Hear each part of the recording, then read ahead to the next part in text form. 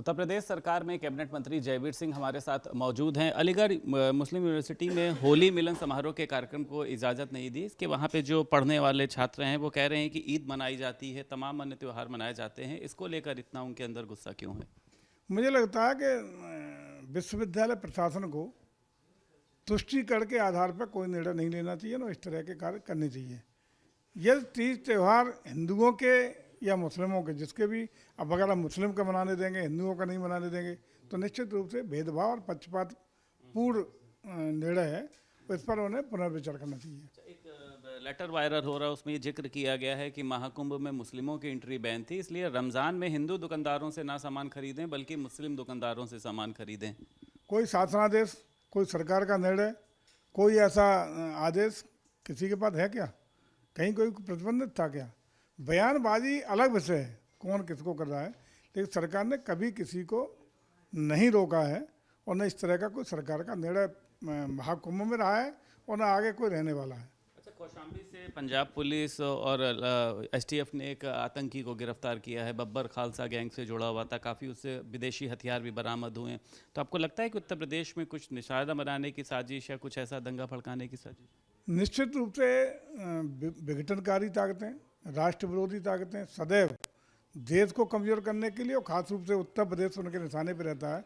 इस पर बेमनुष्यता फैले, सामाजिक समरसता का ताना बाना टूटे या विध्वंसक कार्रवाई के आधार पर एक अराजकता का वातावरण बने, इसका प्रयास हमेशा विदेश की धरती से और देश में रहने वाले राजद्रोही तत्वों के साठगांठ से होने का प्रयास रहता रहा है। लेकिन हम बधाई देना चाहेंगे भारत सरकार को, प्रदेश सरकार को, जिनका खुफिया तंत्र और अन्य जो हमारी सरकारी एजेंसियां हैं, जो हमारा एक मजबूत तंत्र है, उसकी सक्रियता और संवेदनशीलता का परिणाम है कि वो ऐसी शक्तियों को अपने मंसूबों में कामयाब नहीं होने दे रहे हैं, समय पर पकड़ में आ रहे हैं और समय पर उनके खिलाफ कठोर कार्रवाई करने का काम हो रहा है। और ऐसे गिरोहों को, ऐसे नेटवर्क को, ऐसे स्लीपिंग सेल को तहस नहस और ध्वस्त करने के लिए लगातार हमारा सुरक्षा एजेंसियां काम कर रही हैं। और उसी का परिणाम है कि किसी घटना को अंजाम देने से पहले इस तरह की देशद्रोही कार्यों में लिप्त, षड्यंत्रों में लिप्त लोगों को पकड़ करके उनके असली मुकाम तक पहुंचाने का काम किया रहा है। पार्टी से भी आप जुड़े रहे, मायावती से भी मुझे लगता है आपकी बातचीत होती रही। इन दिनों क्या चल रहा है इनकी पार्टी में? पहले आकाश आनंद को हटाया जाना, फिर अपने भाई को हटाया जाना, क्या इसके पीछे क्या आप देखते हैं? मुझे लगता है कोई भी वरिष्ठ लोग वहाँ अब बच्चे नहीं हैं। सोच, मानसिकता और जन समर्थन भी एक सीमा तक सिमट के रह गया है।